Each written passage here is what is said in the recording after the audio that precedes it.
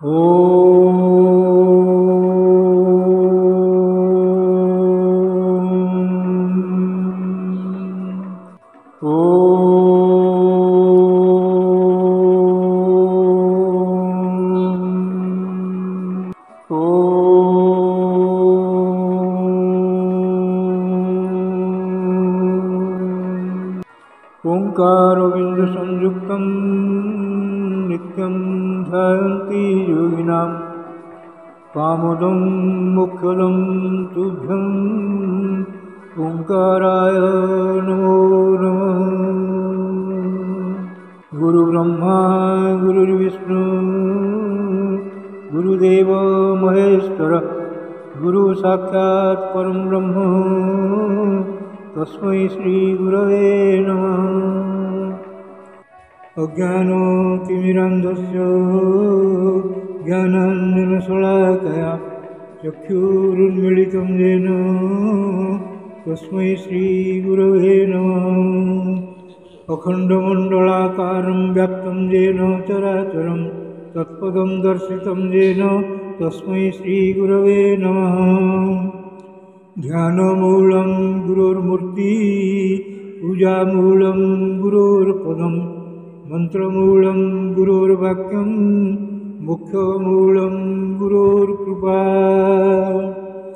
मन्नाथ श्री जगन्नाथ मद्गुरु श्री जगद्गुरु मदात्मा सर्वभूतात्मा तस्मै श्री गुरवे नमः। जंगारु ब्रह्ममूर्ति प्रणवतनुधरं सर्ववेदान्तसारं भक्तानां कल्पवृक्ष भवजलतरणी सर्वतत्त्वानुतत्त्वं योगिनां हंसतत्त्वं हरिहरनमितं श्रीपति वैष्णवानां शैवानां भैरवश्च पशुपतिः परमशक्तितत्त्वं च शाक्तं बौद्धानां बुद्धसाक्षात् ऋषभजतिवर जैनसिद्धान्तसारं तं देव पातु नित्यं कलिकलुषहरं नीलशैलाधिनाथम्। अथ श्रीमद्भागवत महापुराण पंचमस्कंध पंचमोऽध्याय। ऋषभदेवंकर निज पुत्रमनको उपदेश एवं अवधूत वृत्ति ग्रहण। नारायणं नमस्कृत्यं नरं चैव नरोत्तमं देवीं सरस्वतीं व्यासं ततो जयमुदीरयेत्। मूकं करोति वाचालं पङ्गुं लङ्घयते गिरिं यत्कृपातमहं वन्दे परमानन्दमाधवं। निगमकल्पतरोर्गलितं फलं सुखमुखादमृतं द्रवसंयुतं पिबतं भागवतं रसमालयं मुहुरहो रसिका भुवि भावुका।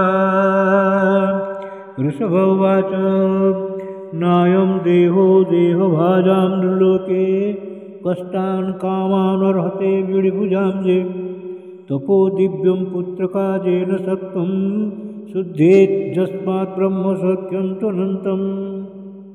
महत्सेवां द्वारमाहुर्विमुक्ते स्तमोद्वारं जोषितां सङ्गिसङ्गं महान्तस्ते समचित्ताः प्रसन्ता विमन्यवः सुहृदसाधवो ये वा महिषे कृतसौहृदार्था जनेषु देहं वरवार्तिकेषु गृहेषु जायात्मजरातिमत्सु न प्रीतियुक्ता यावत् अर्थाश्च लोके। नूनं प्रमत्तः कुरुते विकर्म जतीन्द्रियप्रीत्या प्रणोति न साधु मन्ये जतात्मनोय मसन्नपि क्लेशदहासदेह। पराभवस्तावदबोधजातो यावन्न जिज्ञासतात्मतत्त्वं यावत्क्रियास्तावदितं मनो वै कर्मात्मकं येन शरीरबन्धः। एवं मनः कर्मवशं प्रयुक्ते अविद्यायात्मनोपधियमाने प्रीतिर्न यावन्मयि वासुदेवे न मुच्यत वयो देहयोगेन तावत्। यदा न पश्यत्य तथा गृहेण स्वार्थे प्रमत्तः सहसा विपश्चित् गतस्मृतिर्विन्दति तत्र तापा नासाध्यमैथुन्यमगारमज्ञ। पुंसः स्त्रियामिथुनभावमेतं तयोर्मिथो हृदयग्रन्थिमाहु अतो गृहक्षेत्रसुताप्तभित्तैर्जनस्य मोह अमयं ममेति। यदा मनो हृदयग्रन्थिरस्य कर्मानुबद्धो दृढाश्रतेथ तदा जनः सम्परिवर्तते स्मात् मुक्तः परं जात्य इति आयहेतुम्। हंसे गुरौ मयि भक्त्यानुवृत्त्या वितृष्णया द्वन्द्वितितिक्षया च सर्वत्र जन्तोर्व्यसनावगत्या जिज्ञासया तपस्यहानिवृत्त्या मत्कर्मभिर्मत्कथाया च नित्यं मद्देव सङ्गाद्गुणकीर्तनान्मे निर्वैरसाम्योपशमेन पुत्रा जिहासया देहगेहात्मबुद्धे अध्यात्मयोगेन विविक्तसेवया प्राणेन्द्रियात्माभिजयेन सद्यक् सत्श्रद्धया ब्रह्मचर्येण शश्वत् असम्प्रमादेन जमेन वाचम् सर्वत्र मद्भावविचक्षणेन ज्ञानेन विज्ञानविराजितेन योगेन धृत्युद्यमसत्त्वयुक्तो लिङ्गं व्यपोतयेत् कुशलो हि खमाख्यम्। कर्माशयं हृदयग्रन्थिबन्धः अविद्यासारितमप्रमत्तः अनेन योगेन दत्तोपदेशं सम्यक् व्यपोह्यो परमेतयोगात्। पुत्रांश्च शिष्यांश्च नृपो गुरुर्वा मल्लोककामो मदनुग्रहार्थ इत्थं विमन्युरनुशिष्यादजज्ञान् न योजयेत् कर्मसु कर्ममूढान् कं योजयन्मनुजोऽर्थं लभेत निपातयन् नष्टदृशं हि गर्ते। लोकः स्वयं श्रेयसि नष्टदृष्टिर्योऽर्थान् समिहेत निकामकामः अन्योन्यवैरः सुखलेशहेतो अनन्तदुःखं च न वेदः मूढः कष्टं स्वयं तदभिज्ञविपश्चित् अविद्यामन्तरे वर्तमानं दृष्ट्वा पुनस्तं सघृणकुबुद्धिं प्रयोजयेत् पृथुपथवं दथान्धम्।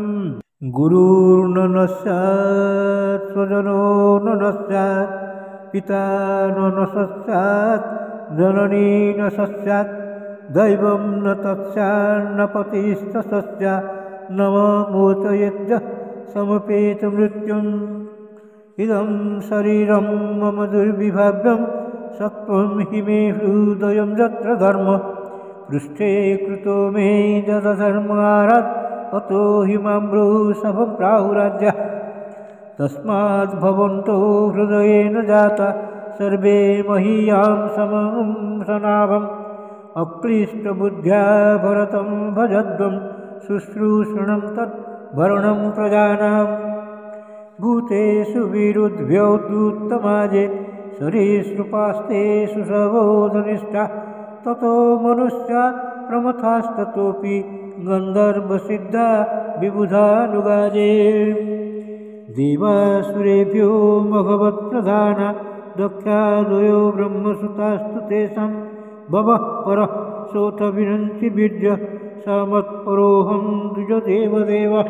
न ब्राह्मणैस्तूलयभूतमन्यत् पश्यामि विप्राः किमतः परन्तु यस्मिन्रुहि प्रभूतं श्रद्धयाः मस्नामि कामं न तथाग्निहोत्रे।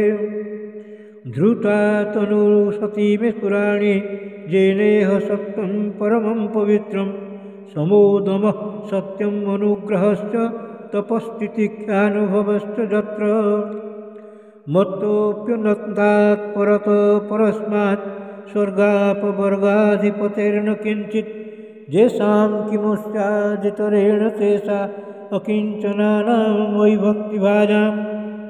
सर्वाणि मध्यस्यतया भवद्भिश्चराणि भूतानि सुता ध्रुवाणि सम्भावितव्यानि पदे पदे वो विविक्तदृग्भिस्तदुदाहरणं मे।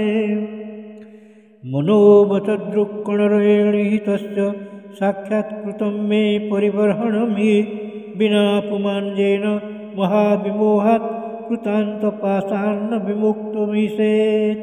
श्रीशुकोवाच एवं मनुष्यात्मजान् स्वयम् अनुशिष्टानपि लोकान् अनुशासनार्थं महानुभाव परमसुहृत् भागवत ऋषभोपदेश उपशमशिलानां उपरत कर्मणां महामुनीनां भक्तिज्ञान वैराग्यलक्षणम् पारमहंसं धर्मम् उपशिक्ष्यमाण स्वतनय सतज्येष्ठं परमभागवतं भगवज्जनपरायणं भरतं धरणीपालयानाभिष्य स्वयं भवन एवोर्विरतशरीरमात्रपरिग्रह उन्मत्त इव गगनपरिधान प्रकीर्णकेश आत्मन्यारोपिताः गणीयो ब्रह्मा वर्तात् प्रब्रवाज जडान्ध मूक बधिर पिशाचोन्मादक अवधूत वेशोऽभिभाष्यमाणोऽपि जनानां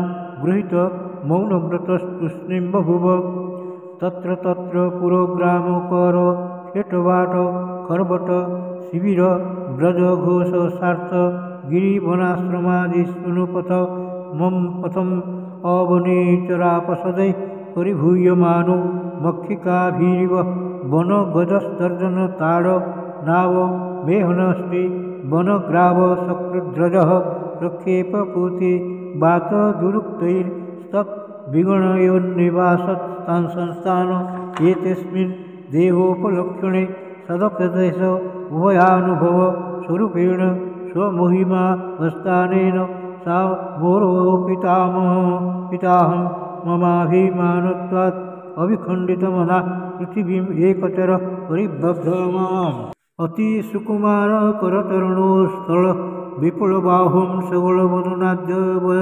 वयविन्यासः प्रकृतिसुन्दर स्वभावहास सुमुखो नवनलिनदलायमान शिशिर तारारुणायत नयनरुचिर सदृश सुभगकपोलकर्ण कंठ नासो विगुढस्फीत वदनमहोत्सवेन पुरवनितानां मनसि कुसुमसरासनम् उपदधान परागवलम्बमान कुटिल जटिल कपिशके स भूरिभारो अवधूतमलिन निजशरीरेण ग्रहगृहीत इवादृश्यत जर्हि बाब स भगवान् लोकमिमं योगसाध्या प्रतीपम् इवा चक्षाणस्तत् प्रतिक्रिया कर्मविभीषितमिति व्रत आजगरम् आस्थित शयान एवास्नाति पिबति खादत्य वमेहति हदति स्म चेष्टमान उच्चरित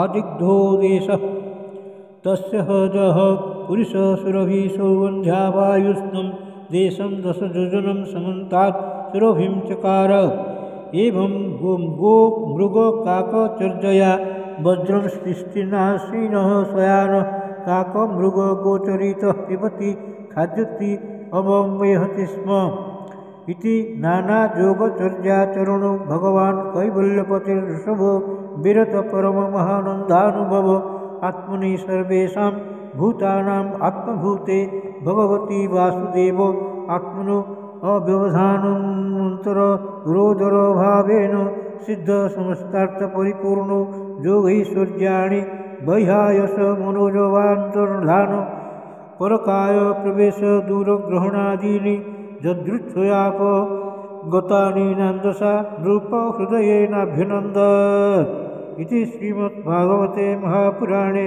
पारमहंस्यां संहितायां पंचमस्कन्धे ऋषभदेवानुचरिते पंचमोऽध्यायः भीमस्यापि ऋणैभङ्गो मुने अपि मतिभ्रमं यदि शुद्धम् अशुद्धं वा मम दोषः न विद्यते श्रीकृष्णार्पणमस्तु श्रीकृष्णार्पणमस्तु श्रीकृष्णार्पणमस्तु।